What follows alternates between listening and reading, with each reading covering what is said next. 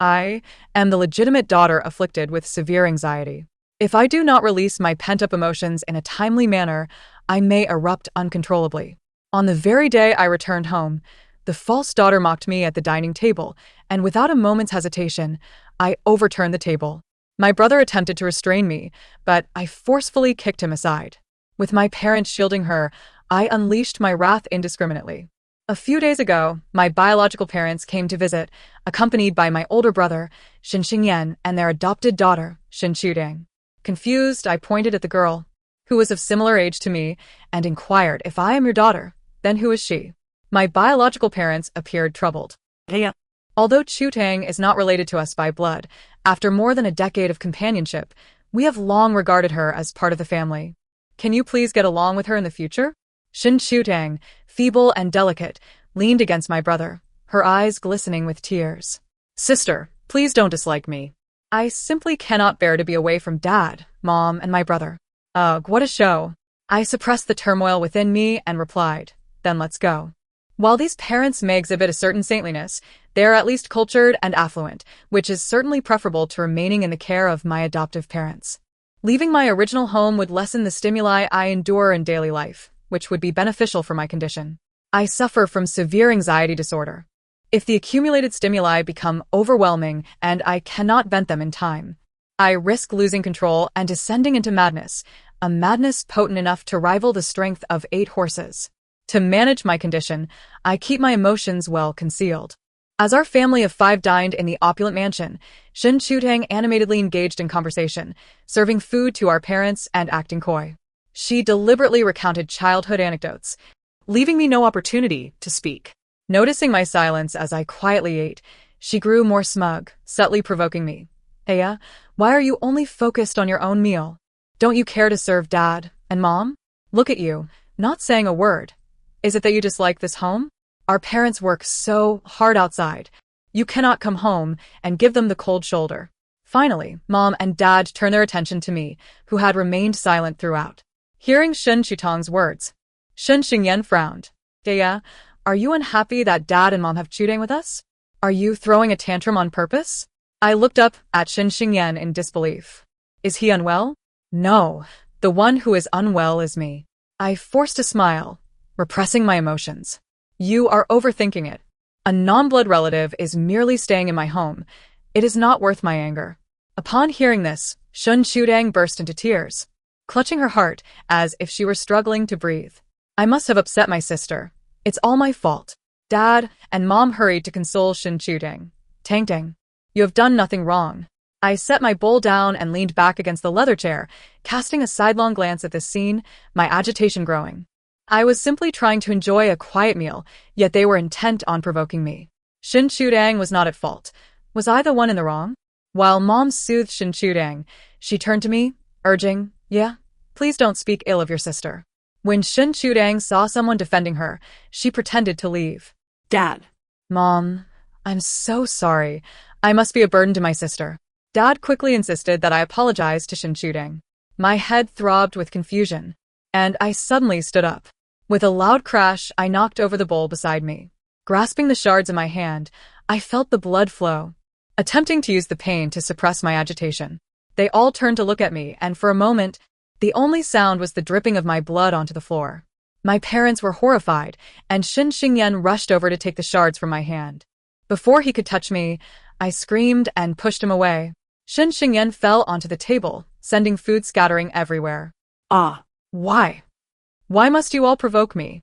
I have done nothing wrong. If you want to leave, then leave. What does that have to do with me?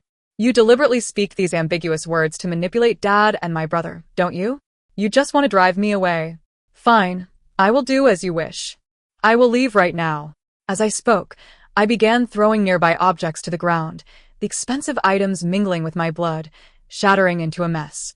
Shin Chutang, still with tears on her face, was too frightened to utter a word. Shin Xingyan scrambled to his feet, only to slip on the spilled soup and tumble, desperately clutching my leg. Mom, having shoved Shin Chutang aside, rushed to embrace me. "Don't go. Iya, it took me so long to find you." My emotions calmed slightly, but after my earlier outburst, my throat felt uncomfortable. I gasped for breath and attempted to speak, but could only manage a weak whisper. Just go away. Don't provoke me. With my outburst, my parents naturally prevented me from leaving, and of course, Shin Shutang did not leave either. That night, my brother Shin Xingyan knocked on my door. Is your hand feeling better? It was obvious to anyone that my hand was wrapped in thick bandages, making it quite inconvenient. I remained silent, waiting for him to reveal his true intentions. Shin Xingyan scratched his nose, his gaze slightly evasive. I won't hold today's incident against you. But Shutang is innocent. Could you please not? I slammed my fist on the table, startling Shin Xingyan. Enough, brother. I know what you are about to say, and there's no need to say it. But brother, have you considered that she has been pampered for over a decade while I, also your sister, have not received even a fraction of that care? Why can't you defend me just a little? Shin Xingyan seemed taken aback by my words, touched, and a glimmer of guilt flickered in his eyes. Before leaving, he took my hand and said we should all be a family together. Although the Shin family may lack the ability to discern tea, their intelligence is certainly intact. As the school year approached, I had just transferred from a small town to this prestigious academy and knew I would struggle academically. Mom mentioned finding me a tutor to assist with my studies. Intentionally, I linked arms with my brother Shin Xingyan in front of the false heiress Shin Shutang. Mom. There's no need to find a tutor. We already have one right here. Upon hearing this, Shin Shutang's expression soured. I fixed my gaze on her contorted face and stated clearly, let my brother tutor me. Ever since my brother became my personal tutor, my condition has improved significantly, and the frequency of my outbursts has diminished. Conversely, Shin Shutang began to deteriorate. Whenever Shin Xingyan taught me, Shin Shutang would always come to disrupt us. Initially, she would enter under the pretense of bringing fruit, chatting with Shin Xingyan to prevent him from explaining the material to me. Eventually, she joined the study sessions herself, pestering Shin Xingyan to explain math problems that I could not comprehend. After each successful disruption, she would innocently remark, "It's all my fault. I monopolized my brother for so long just to understand this question. Enough is enough." The moment I hear her insipid remarks, I cannot help but feel irritable. It is not that I seek revenge. It is merely that I must vent my frustrations, as suppressing them is detrimental to my health. One day, while my brother was explaining a crucial concept to me, Shin Shutang interjected again. "Brother, could you please help me with this problem first? I have a terrible headache." Tang. Please wait a moment. I need to finish explaining to Yaya first. Oh dear, my head hurts so much. Please help me. Shin Xingyan looked at me helplessly, and I gestured for him to continue. I'll step out for a moment. You two can talk. I left and turned left to enter Shin Shutang's room. Upon entering, I was greeted by a faint, sweet fragrance, the custom ceiling draped overhead, and walls adorned with dolls. By the bedside lay a family photo of her family of 4, a quintessential heiress's decor. What a sight, utterly displeasing and unappealing. I placed the family photo on Shin Shutang's bed and casually knocked over the scented candle beside it. In an instant, the flames rapidly engulfed the silk bedspread, consuming that photograph in flames.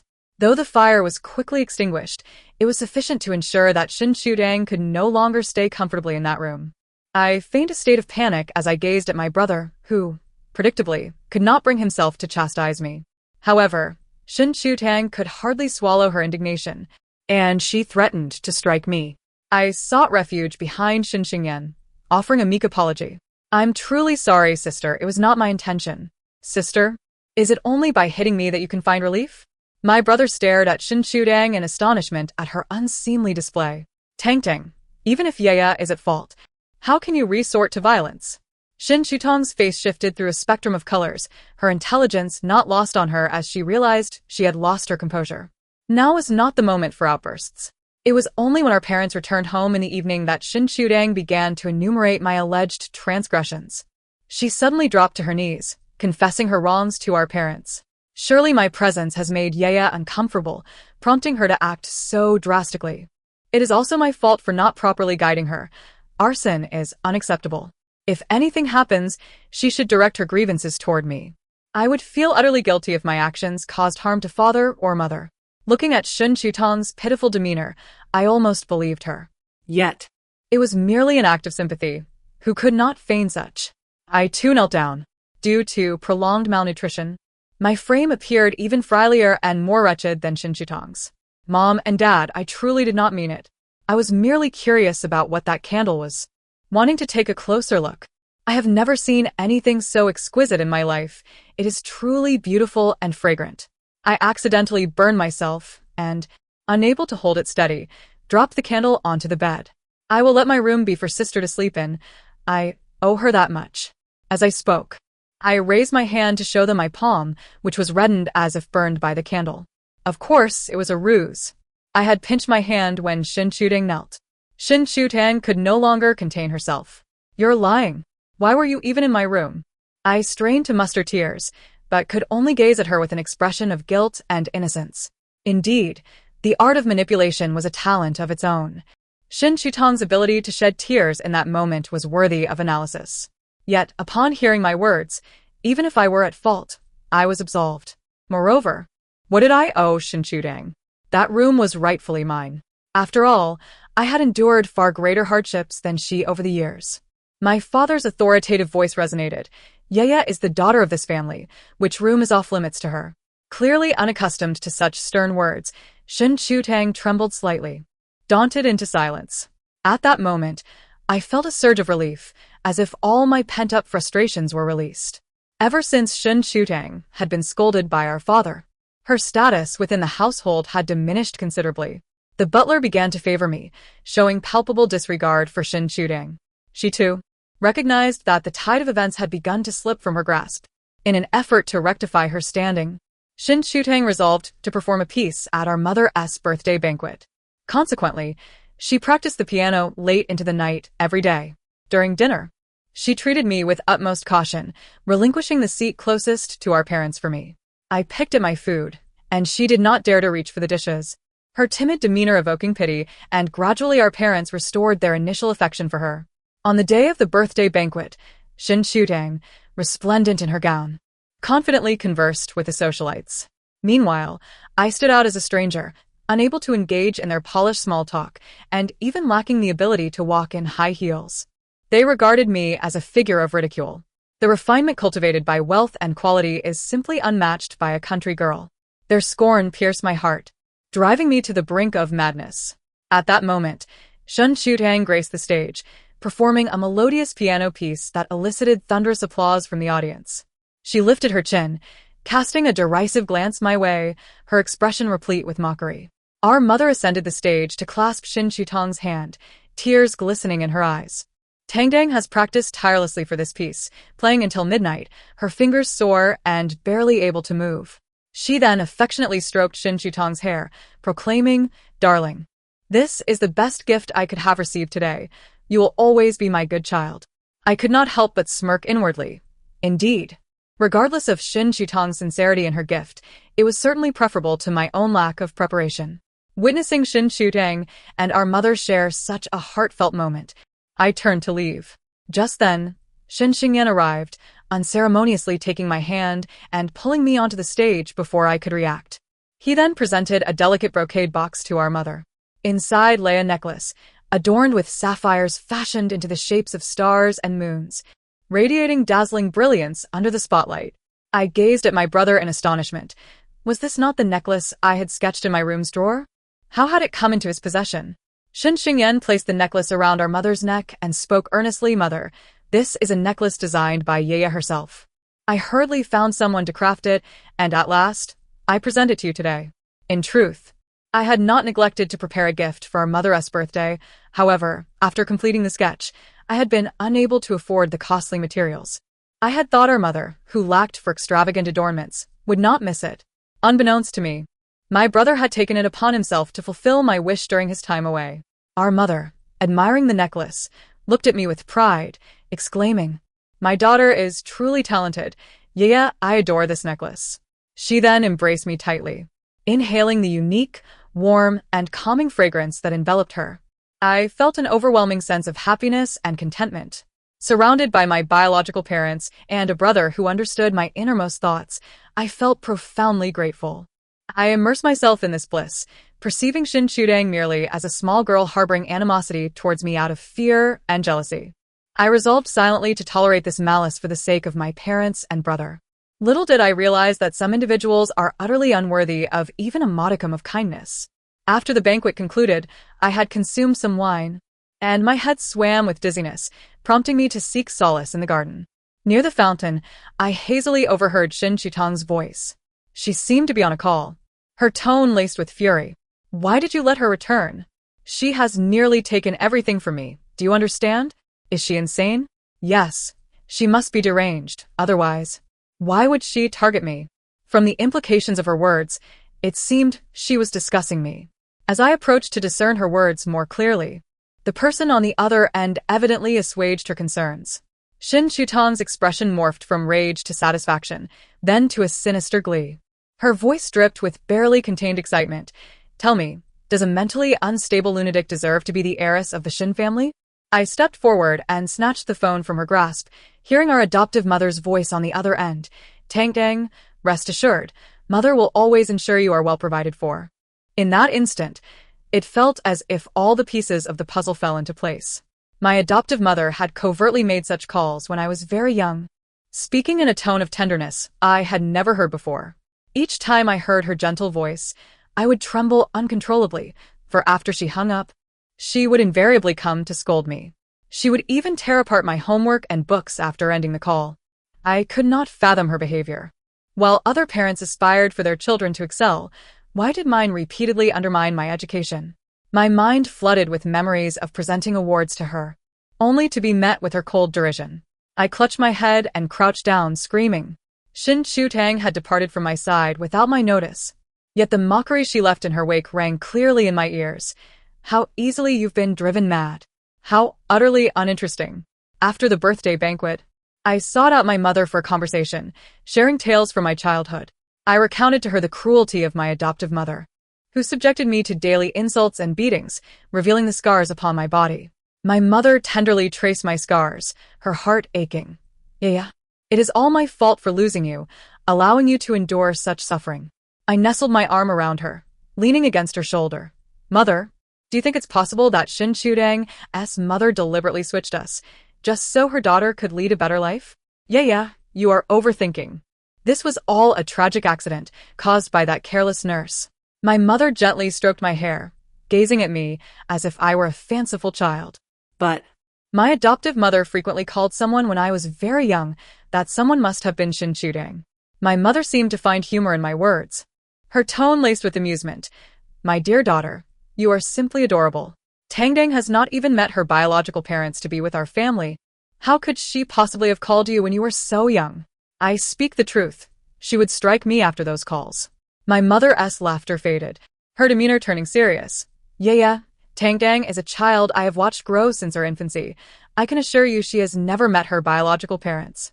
I understand that all of this has caused you immense distress, but we cannot place the blame on Tang Dang. You are not the only one who has been hurt. This situation has been a significant blow to her as well. My eyes dimmed. Perhaps I have misremembered. In my mother's eyes, Shin Chutang remained the obedient and understanding daughter. Therefore, some grievances ultimately required me to address alone. I sought out the hospital where Shin Chutang and I had been born. The director welcomed me and recounted the unfolding of events in detail. When the Shin family discovered the mix-up and approached the hospital, the surveillance footage from that time was already irretrievable.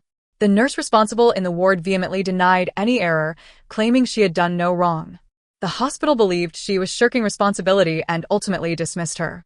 The hospital promised to assist the Shin family in finding their biological daughter, and finally, 2 months ago, they located me. My adoptive mother caused a scene in the hospital, demanding compensation.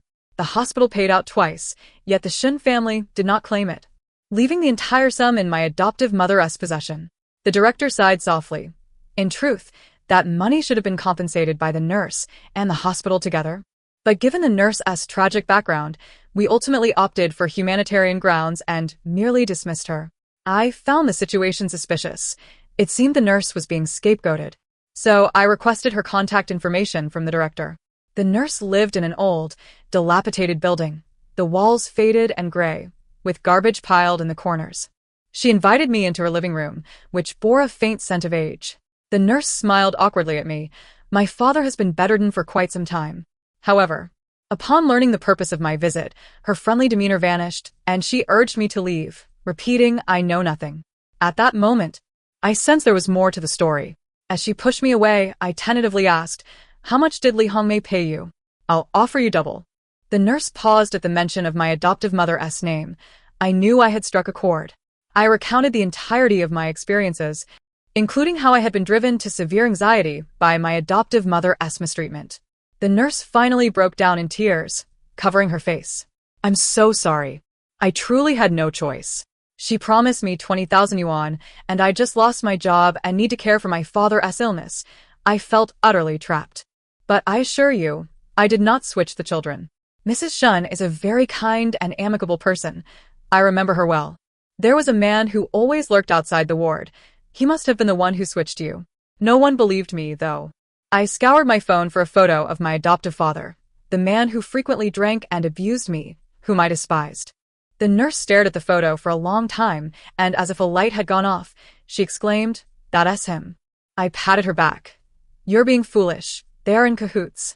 Li Hongmei caused you to lose your job, and yet you are still covering for her." In the end, the nurse penned a letter of accusation, detailing the entire sequence of events, including how Li Hongmei had bribed her. She even assisted me in recording a video and promised to testify for me should I require her assistance. As I departed, I offered her a bank card containing my pocket money, but she adamantly refused. She expressed her guilt regarding the matter and stated she could not accept my money. Regardless of her circumstances, she still considered herself an accomplice for having accepted Li Hongmei's money. As I left, I discreetly placed the bank card beneath a cushion on the sofa, along with a note containing the password. By the time I exited the complex, night had fallen. Normally, at this hour, someone would be calling me if I had not returned home. I glanced at my phone and hailed a ride home. Upon my arrival, my parents and brother were already at the dinner table. They expressed surprise at my return, and my brother inquired, "Yeah, why are you back alone? Where's Tangdang?" I frowned, uncertain of what Shin Chudang had concocted this time. Seeing my silence, my mother chimed in. "Tangdang said you invited her out for dinner. She was so happy." "How did your conversation go?" "I did not invite her. Where is she?" At that moment, my brother's phone rang, and he switched it to speaker mode, revealing Shin Chudang's cries on the other end. "Brother, please come save me." Shin Xingyan rushed out with the phone in hand. I reassured my parents not to worry. My brother would bring Shin Chudang back safely. Recognizing their anxiety, I understood it was not the right time to reveal the truth about Li Hongmei's role in the child switch. Shortly thereafter, Shin Chutang was returned, disheveled and teary-eyed, immediately bursting into tears upon seeing me. "Aya, why are you here? I waited there for you, for so long." She struggled to articulate her words, her voice quivering with sobs. My brother then interjected, his tone more severe than ever. "Shun Chutang, even if you resent her, you should never leave her alone at a bar at night. Do you understand that if I had arrived even a moment later, she could have been harmed?" My parents were alarmed, rushing to Shin Chutang's side to check for any injuries. Shin Chutang exaggerated the story, spinning a web of unfounded accusations. The person who bullied me said they would teach me a lesson to see if I dared to provoke Yea again. She even attempted to kneel before me. "Yea, what wrong have I done for you to treat me this way?" I found it laughable. Just as I was about to question her, a slap landed across my face. My father pointed angrily at me. "How can your thoughts be so malicious? How could I have such a daughter?" I looked to my mother, whose gaze held a hint of disappointment and disdain, as if she believed it beneath me to treat a girl in such a manner. My brother supported Shin Chutang, preventing her from kneeling before me, his voice dripping with mockery. "I thought you had changed. Turns out you are merely plotting a larger scheme." The side of my face stung, and I felt tears threatening to spill. I could not cry. I did not invite her out. Nor did I seek revenge. Why can you all believe Shin Chudang, but not me? They cast cold, piercing glances at me, and a throbbing pain began to envelop my head. At that moment, my mother spoke with an air of indifference. "Tang Tang is our child. One we have raised and know intimately. She would never engage in such baseless accusations or acts of revenge." Such words were utterly unreasonable. I stared at my mother, ultimately. "You still do not believe me. She is pure and innocent, while I am inherently wicked." Tears could no longer be restrained, cascading down my cheeks as the pain in my head felt as if it would explode. They remained silent, scrutinizing me with their gazes. My hands began to tremble. emotions teetering on the brink of chaos, my heart a tumult of irritation and anxiety. It was as if I had been transported back to the day of my first episode, thrashing violently under Li Hongmei's broom. I merely wished to live peacefully. Why must they conspire against me? Why, despite claiming to be my family, would they not trust me? Why?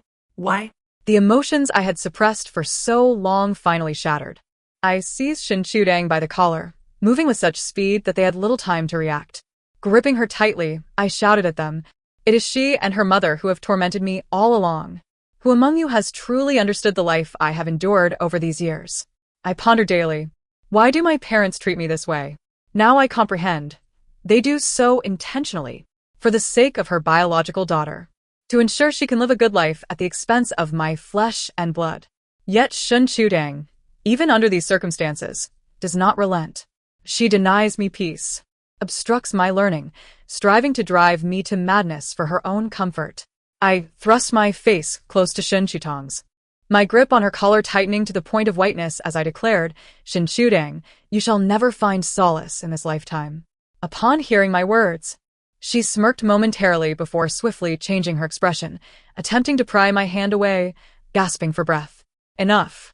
My brother approached to rescue Shin Chudang, and I kicked him away with force. Shin Xingyan fell to the ground, bewildered by my sudden strength. Shin father and Shin mother rushed to assist him, and at last, I saw fear etched upon Shin Chutang's face. "You lunatic," she spat. I found satisfaction in her reaction. Was it not her desire to witness my descent into madness? Did she not wish to see my reputation utterly destroyed in front of my parents? Congratulations, your wish has come true. I hurled Shin Chutang onto the sofa and rolled up my sleeves, advancing toward her. Shin Chutang's lips trembled as she recoiled in fear. Yet there was nowhere for her to retreat. I mounted her, striking her face with fervor. I could feel the blood coursing through my veins, an inexplicable strength surging within me. Her delicate skin yielded easily to my blows, leaving a crimson imprint of my palm. "You pretender, the very type I loathe. Today, I shall return the favor to you and your mother. Aren't you the one who cries the most? Let us see you weep to your heart's content today." I cursed as I slapped her again, finding amusement in the act. "By the way, your mother possesses a unique skill, one I have mastered entirely." with that, I viciously twisted the flesh on the inside of Shin Chutang's arm, eliciting her cries. Then I moved to a more delicate area, continuing to twist, savoring the effectiveness of my actions. Shin Chutang reached out to push me away, but her strength was feeble, utterly useless. Finally, Shin Xingyan arrived behind me and forcefully shoved me off the sofa. Shin mother covered her mouth in fear as she watched. I emptied the contents of my backpack onto the floor, rummaging through it until I produced my phone, forcing them to watch the recorded footage. I held up the phone, shouting, "Open your eyes and witness what I have endured today. If you refuse to give me justice, I shall seek it myself. Look at what that vile woman's mother has done. I have always maintained that they acted with intent. Why would you not believe me?" I thrust the video in front of each of their faces, suddenly tossing the phone aside and brandishing a letter, screaming at them once more. I picked up a baseball bat from the ground and smashed the television into oblivion, then proceeded to demolish each exquisite piece of porcelain in the room. Still not satisfied, I snatched Shinfather's glasses from his face, shattering them underfoot. "What use are these to you? You remain blind, unable to discern the truth. You cannot differentiate between right and wrong. Even with sight, your heart remains blind. I advise you not to waste money on glasses for the rest of your life." Then I charged toward Shinmother, ripping the necklace I had designed for her from her neck, severing it in two. "You wretched woman, moved to tears by a mere performance, while I toiled into the night to design for you, and you remain oblivious. You do not deserve to wear it. You foolish creature, your precious adopted daughter is gentle and kind, while I must be the wretch. Are you not ashamed to let such words escape your lips?" Shin Xingyan was too tall. I could only rush at him, tackling him to the ground and tugging at his hair with all my might. "You too are a fool, believing the words of a wretched person. She sheds a couple of tears, and you become a blubbering mess. Are you so useless that you cannot think for yourself? You possess a brain, but do not know how to use it." My head throbbed painfully, and the sight of this family sprawled on the floor filled me with desolation. After venting my fury, It felt as though every ounce of strength had been siphoned from me, and I leaped from the windowsill without a backward glance. When I next opened my eyes, 2 days had passed. I had jumped from the second floor, landing squarely in the garden, my body pricked by the thorns of the roses. It appeared serious, but was merely superficial injury. The doctor cautioned me against further stress, or my anxiety would only worsen. I closed my eyes, memories of that fateful day weighing heavily on my heart. Why must there be such foolish individuals? A whole family of them, all foolish. Shen Xingyan entered the hospital room, his face lighting up upon seeing me awake. I immediately scowled at him, causing him to retreat 10 paces. Yeah, do not be agitated. The doctor has advised you to rest. I understand you do not wish to see your brother right now, but I have investigated thoroughly on your behalf. The Leaf family has wronged you, and I now know you are innocent. I found his words laughable. And then? Are you willing to send them to prison? That would be a true act of justice for your sister. Shen Xingyan's expression became conflicted. But they are, after all, Chutong's parents. Furthermore, they have raised you for so many years. It would not be right to send them to jail. Let it go this time, Mia. We will make it up to you. Mother feels the same way. Since your family has come to an agreement, why do you come to me with this? I emphasized the term family with disdain. Shen Xingyan stammered, and I gestured for him to speak quickly or leave. He finally mustered the courage to continue. Yeah, grandfather has returned. He is furious upon hearing about your situation and does not intend to let Chutong's parents off the hook. Would you consider speaking on their behalf? Grandfather does not reside in a city. Since turning over the company to Shenfather, he and grandmother have traveled extensively. I had met grandfather once at Shenmother's birthday celebration, but that was not our first encounter. 5 years ago, a group funded the education of children in our town, and due to my outstanding grades, I found myself on stage to receive an award. That was the first time I met grandfather.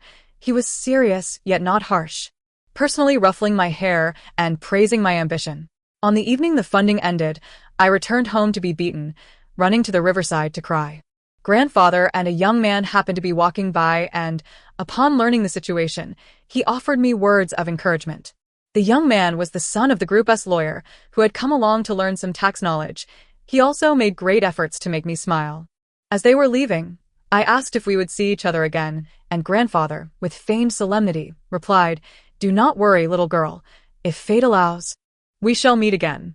Although 5 years have passed, I instantly recognized my grandfather, and he recognized me as well. Upon seeing me, he burst into laughter and exclaimed, "My dear girl, it seems our fates are intertwined, and quite profoundly at that." To my surprise, the young man, Pei Xian, was still by my grandfather's side. Grandfather introduced him, noting that instead of following in Uncle Pei's footsteps to study law, he had chosen economics. At the tender age of 20, he had already accelerated through his studies and was now accompanying my grandfather on travels and business ventures. I had anticipated that my next encounter with grandfather and Pei Xian would not occur for at least another 6 months. Yet, unexpectedly, I found myself in the hospital once more, face to face with both of them. My recent act of attempting to leap from a building had shocked Shenmu, causing her to faint and necessitating her own admission to this hospital. Shen Xingyan escorted me into Shenmu's ward, where she was pleading with my grandfather to spare Shun Chutong's parents. Upon my arrival, Shenmu pulled me close, urging, Yeah, come and persuade your grandfather. This will truly hurt Tongtong's feelings. Observing Shenmu's frantic demeanor for Shin Chutang filled me with dismay. I have just awakened, and instead of inquiring about my condition, you want me to plead for the very culprits? Do you not find this absurd? Pei Xian chimed in, fanning the flames. Indeed, it is quite ridiculous. Today has opened my eyes. Shenmu, realizing the inappropriateness of her request, looked at me with a pained expression, her face suffused with guilt. Seeing Shenmu's demeanor soften, Shin Chutang rushed forward, her voice quivering with emotion as she pleaded, Mom, I understand Yaya has suffered greatly due to this matter. I will atone for my biological parents' sins during the time I have left. I will serve Yaya like a devoted servant. After all, they're my real parents, and we cannot allow them to languish in prison. Grandfather interjected, halting Shin Chutang's performance and turned to me, asking, what do you think we should do? Grandfather will support you. I offered a faint smile, suggesting, why not summon the parties involved for a discussion? I would like to gauge their sincerity. Shun Chutang, Sensing an opportunity, eagerly volunteered to make the call. I turned to Shinmu, asking, "Isn't your obedient daughter the one who, for your sake, has never even met her biological parents? Yet here she is, making calls with such ease." Shinmu's countenance soured further. Grandfather instructed Pei Xin to summon Uncle Pei as well, recognizing that this matter entailed legal complexities and having a lawyer present would be prudent. I was well aware that Shin Chitong's family was selfish and self-serving, and the stage was set for a grand spectacle. Clearly, Shin Chudang had explained the gravity of the situation to her adoptive parents over the phone, for when they arrived, they wore expressions of obsequiousness. Her adoptive mother approached me, attempting to ingratiate herself, but Pei Xin shielded me from her. I had no desire for pleasantries. With everyone present, I cut to the chase. You have two choices. First, face the consequences of your actions.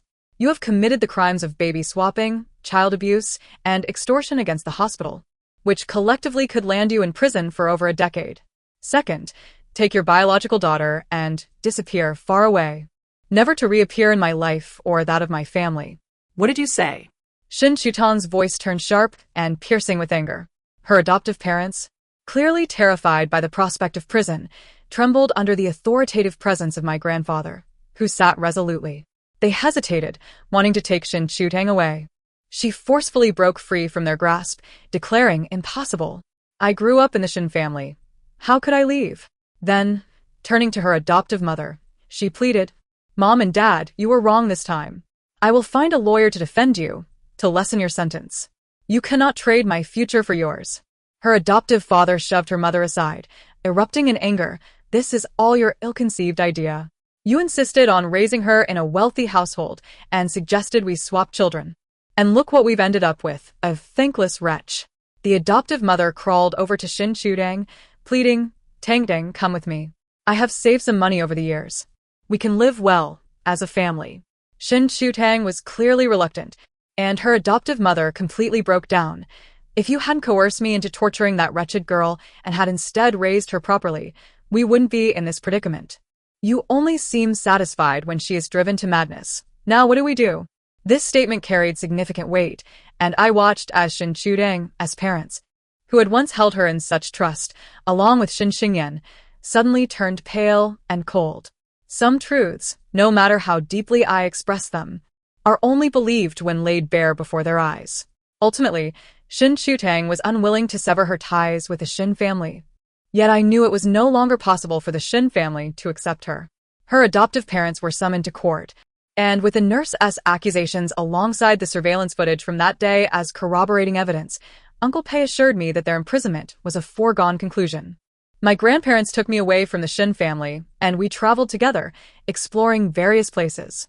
My school temporarily arranged for a leave of absence, but my studies did not falter. With Pei Xin as my tutor, I thrived.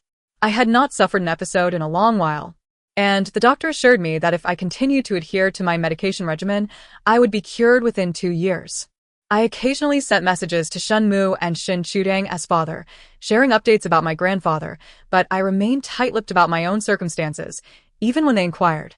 Meanwhile, Shin Xingyan consistently sent me study materials he had compiled, which proved invaluable, despite my having never replied to any of his messages during this time. After Shin Chudang was expelled from the Shin family, she married early, without even completing her studies, seeking a new family to cling to. However, her situation did not unfold favorably. Her judgment in choosing men was poor, leading to constant reprimands from her mother-in-law and abuse from her husband. Eventually, I was accepted into a university in City B, completely distancing myself from the place that had once caused me so much sorrow. On the day I left for school, Pei Xin, dressed flamboyantly, leaned against the car, teasing, "Hey girl, wanna come with me?" I laughed and playfully scolded him for his lack of maturity, but he firmly rejected my assertion, saying, "I'm only 3 years older than you. How am I old?" I smiled at Pei Xin in response, taking my seat in the passenger side.